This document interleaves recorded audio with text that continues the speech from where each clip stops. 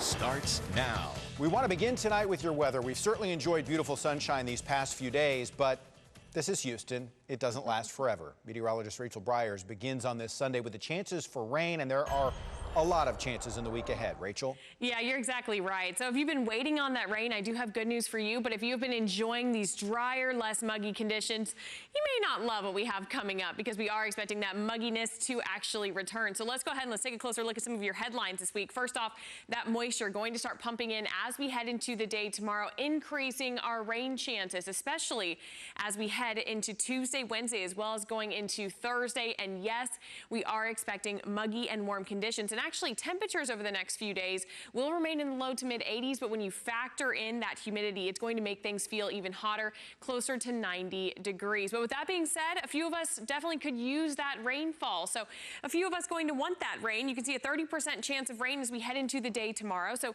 take the umbrella in case you have to use it, and then that rain chance continues to climb as we head into midweek. I'll break it all down for you coming up. Rachel, thank you. A vigil is planned tonight for a Houston police officer's 14-year-old stepson shot to death in Kingwood earlier this week. ABC 13's Brooke Taylor is joining us live there tonight with the latest in this investigation. Brooke? Tom, that's right. Family, friends, neighbors are expected to hold a vigil right here in about an hour. You could see cars starting to fill up already. Houston police are here trying to navigate traffic right now. Now, 2 days after the shooting, 17-year-old Brian Smith was arrested and charged with capital murder. The teens, who were both students at Porter High School, were friends and even neighbors. Investigators say they were with a group of friends on Monday night around 8:30.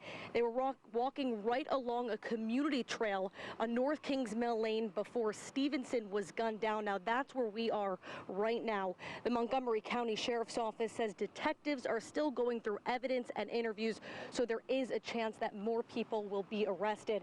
And as far as a motive goes and what could have possibly led up to the shooting, well, we're still trying to figure that out tonight. Investigators, though, tell us they don't believe this was gang related. I'm Brooke Taylor, live in Kingwood, ABC 13 Eyewitness News. Mourners will gather tomorrow to say a final goodbye to senior Houston police officer William Jeffrey. The 54-year-old was shot to death serving an arrest warrant in Northeast Harris County last week. Jeffrey is the fifth line of duty death at HPD in the last 16 months. Sergeant Michael Vance also shot, recovering from his injuries. Houston police will escort Jeffrey's body from the Klein Funeral Home in Tomball to Grace Church tomorrow at 10 o'clock in the morning. The service is open to the public. Seating is limited, however, because of COVID. A heartbreaking image of four coffins next to each other as loved ones mourn a family murdered in their home. The funeral of Jairo and Elvira Escaño and their children Isabel and Jairo Jr. was held in Northwest Houston. Families say they were shot to death, then their house set on fire earlier this month. Elvira's 23-year-old son is suspected of the murder and killed himself as police attempted to arrest him. Victims of violence are never forgotten by their loved ones, of course, and on this National Day of Remembrance, surviving family members are sharing their stories and turning to one another for support. ABC 13's Roxy Bustamante joins us now live tonight from the headquarters of Crime Stoppers of Houston, where a ceremony is set to begin in about a half hour. Roxy?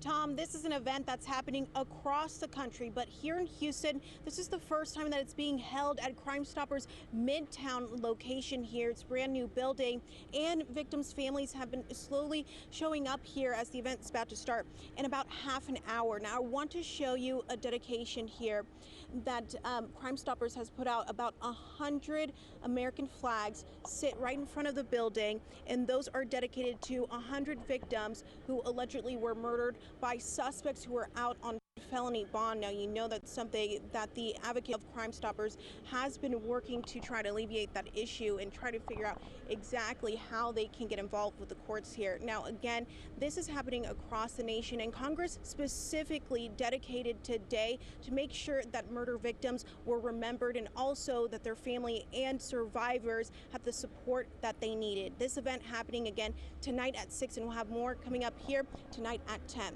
Reporting live in Midtown, Roxy Bustamante, ABC 13 Eyewitness News. Roxy, thank you for the preview tonight. Memorial Hermann says it will begin offering booster shots of the Pfizer vaccine tomorrow. The CDC expanded eligibility for a third dose on Friday to those who are 65 and older, 18 and over with underlying medical conditions, or frontline workers at higher risk of exposure. Other providers have been offering the shots all weekend. You must have received your second Pfizer dose at least 6 months ago to be eligible for the third dose. The CDC reports more than 2.6 million Americans have received a third dose already. And don't forget, you've only got 4 days left to take advantage of a vaccine incentive program in Harris County. The county offering $100 in cash cards to anyone who gets their first dose of a COVID vaccine by Thursday, September 30th. All Harris County residents who get their vaccine in the county are eligible, no matter where they receive the shot. And parents in Pearland ISD have until 11:59 tonight to submit applications for the district's Virtual Learning Academy. The district says it is trying to determine interest in virtual learning for families of students in kindergarten through 6th grade. Applications must be in by tonight to give the district enough time to begin virtual learning by the start of the second grading period. Distrust continues after the Taliban's takeover of Kabul, and now Afghan Americans are demanding change from Pakistan. A rally happening right now off Post Oak Boulevard. People there demanding that Pakistan stop supporting and funding the Taliban and terrorism. Taliban announced a new government in Afghanistan earlier this week, which includes a cabinet member wanted by the Justice Department. They've hijacked our land, our culture, and more importantly, our religion. Other protests held today in cities across the country, including those in California and in our nation's capital, Washington, D.C. They also wanted to bring attention to the situation ahead of tomorrow's UN General Assembly. Now to the Third Ward, and this is the look of a new mural of George Floyd unveiled today. That mural, located at L.A. Burgers and Daiquiris on McGregor Way. The artist Israel Rodriguez is from Houston, and he spoke about his inspiration. Some of Floyd's family also in attendance for the unveiling. I'm just overwhelmed, you know. He deserves everything that America is doing for him. It's been about a year that I've been looking to get a wall, to put a mural up, and we finally got in contact. He reached out to me and talked to me about how he wanted me to do it in my style. The restaurant opened last year in the middle of the pandemic, and the owner said they wanted a special piece to add to their building. Still to come on this Sunday, a man shot and killed in his home in front of his family, and authorities don't know whether he was even the intended target.